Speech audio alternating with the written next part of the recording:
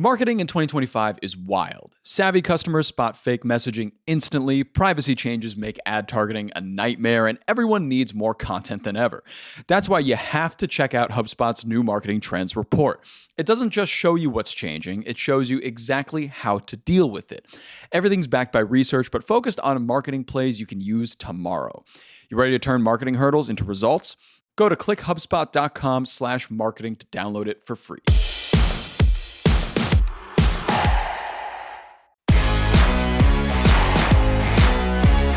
Top of the week, Tia. It's Monday, January 8th. I'm John Weigel here with Ben Berkeley, and this is the Hustle Daily Show. Today's focus is on Perplexity, an online search startup that's been raking in cash from many wealthy avenues, one being Jeff Bezos. Their mission is to use AI to create a new kind of search engine, but will that be enough to unseat Google from their near 90% market share?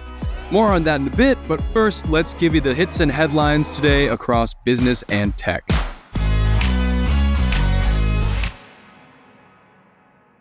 First up, OpenAI is facing yet another writer lawsuit with two nonfiction authors claiming the company stole their work to train its AI models. This follows similar suits from the New York Times and authors George R.R. Martin and John Grisham.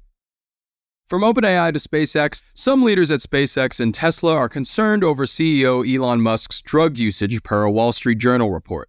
For his part, Elon denied any trouble, saying, quote, "Not even trace quantities have been detected in random drug testing over the last 3 years, but I guess we'll see about that soon enough." Moving over to the audio industry, Audacity, the owner of 200-plus radio stations, including LA's K-Rock, will file for bankruptcy after reaching a deal to reduce its debt from $1.9 billion to $350 million.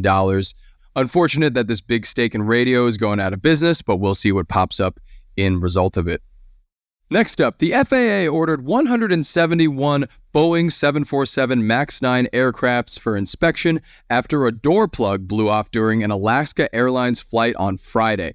Luckily, no one was seriously injured, but it was quite a scary sight. And lastly, TikTok sensation Tunnel Girl has amassed millions of viewers for videos that document the construction of a tunnel system underneath her home in Herndon, Virginia. But was the town all right with someone tunneling 22 plus feet down without permits? No, not at all. The town issued a stop work order on the tunnel and it's pending inspection, so Tunnel Girl will now just have to be girl. All right, so moving on to the top story of the day, it's about a tech startup that's gained a lot of notoriety and, of course, money from Jeff Bezos and venture capital firms alike. This company, called Perplexity, looks to take a stab at Google's dominance in the search space using a very familiar tool, AI. So Ben, what's the big story here? All right, so Perplexity. This is a web search company that will ultimately be competing with Google, trying to become the go-to place for everything. Like if you're looking for an answer online, Perplexity hopes to become the singular text box that you're typing into. And what differentiates it from Google is, as you mentioned, and brace yourself, John, I'm sure you've never heard anything like this in the past year, using AI. Wow, crazy. Yeah, I know, right? But what they're doing is ultimately producing super straightforward and efficient answers to your queries. So whereas Google responds to something that you're asking it with pages of links to explore, maybe glimpses of the top results, Perplexity is really just cutting out that bulk and giving a pretty tidy summary. They call it an answer engine rather than a search engine, which actually kind of makes sense when you play with it. And I did actually play with it and searched the restaurant that I was going to dinner at last night, and it gave me here is the type of food that it serves, here's the address. It does not take reservations, but here's his phone number. It was it gave me mostly the helpful stuff that I would need. So I get it. I get what they're going for, and it's a really interesting tool. They are entering this big moment right now because they got a little money. Yeah, they do. And how much money do they have exactly? So they actually just put $74 million in the bank. Well, I don't know if it specifically works just like this, doesn't show up in your bank, but that's we don't need to go down that road. Imagine. Yeah, right. But they did get a big investment round. And as you mentioned at the top, that includes the likes of Jeff Bezos. It also includes the company of the moment, NVIDIA. And this is in addition to a round in March where they got, I think, about $25.6 million. So they definitely got some things going for them. Their valuations now, and they're still a relatively new company. I think their product went live just a little over a year ago, and their valuation is now over $500 million. So wow, the chatter is way up on this thing, and obviously it leans really hard into the thing of the moment of how AI is going to impact this and that. This is kind of the current leader in the clubhouse for doing that for search. And do you think, obviously the big goal here is for them to eventually usurp Google? I mean, it's not going to happen tomorrow, but maybe over the course of a few years, we could see a change like that. Do you think Google is going to, take this lying down? Because I know that they're investing a lot in Bard and other AI mechanisms for themselves. This seems like a technology that Google themselves, as big as they are, could turn around relatively quickly. Do you see that happening maybe from Google's side? Yeah, I mean, I think that's the thing here. Do you remember, say, when Snapchat overtook Meta's business? I think nobody does, because Meta just went in and yoinked all of the best features of Snapchat, and suddenly those are on Instagram and Facebook, and this is just what these giants do.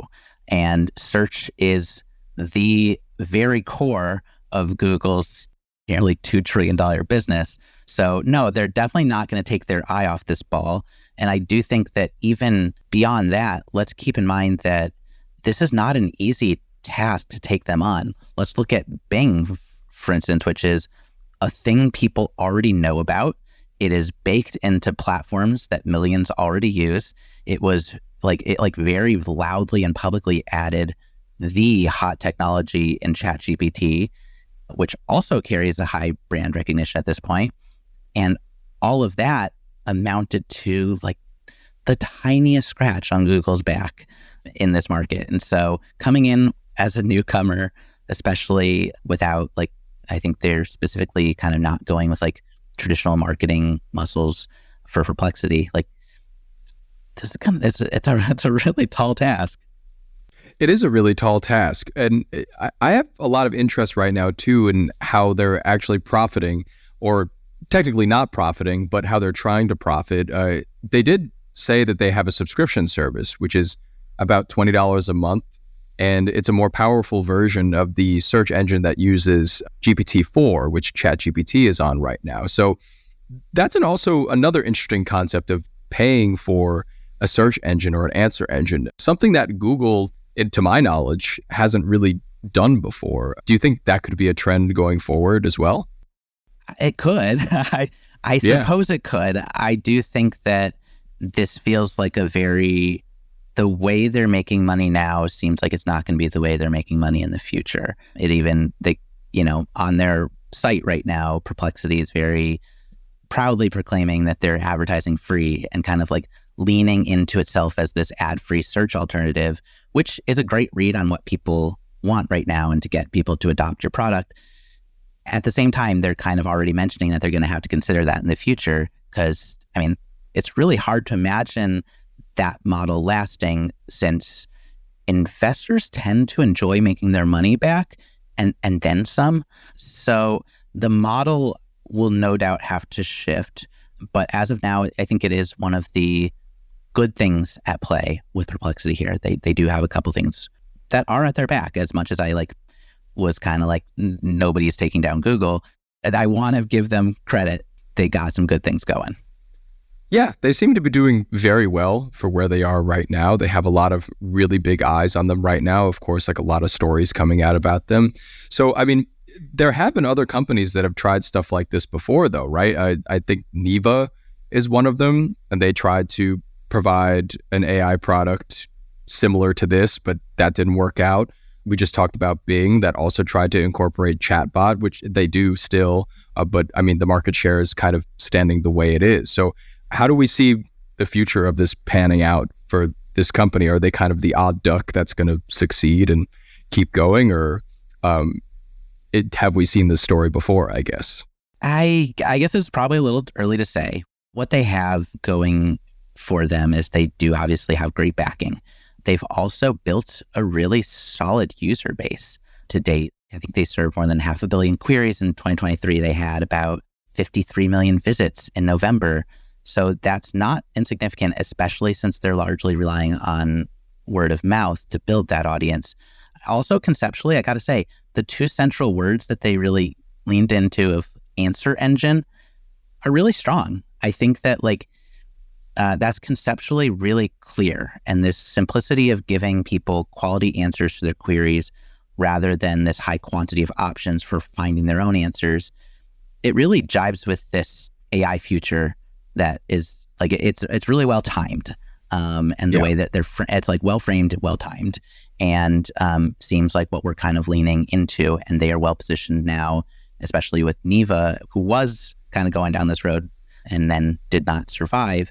Now, Perplexity is really a lead early mover in delivering this satisfying version of that answer engine model. So I suppose Perplexity, you can take those flowers and I don't know, put them in water. I don't know, whatever one does with flowers, do that, Perplexity. I've never received flowers. I don't know how to help you out on this one. Oh, I'm so sorry. And also same, now that I realize it. So, well, Valentine's Day is coming up, Ben. Yeah. All right, that'll do it for us today. Thank you, everybody, for tuning into the Hustle Daily Show. We are a proud part of the HubSpot Podcast Network. Our editor today is Ezra Trupiano, and our executive producer is Darren Clark. We've got a lot more tech and business coverage in our newsletter. If you're not subscribed, go get yourself signed up at thehustle.co/email, and we will see you tomorrow, everybody.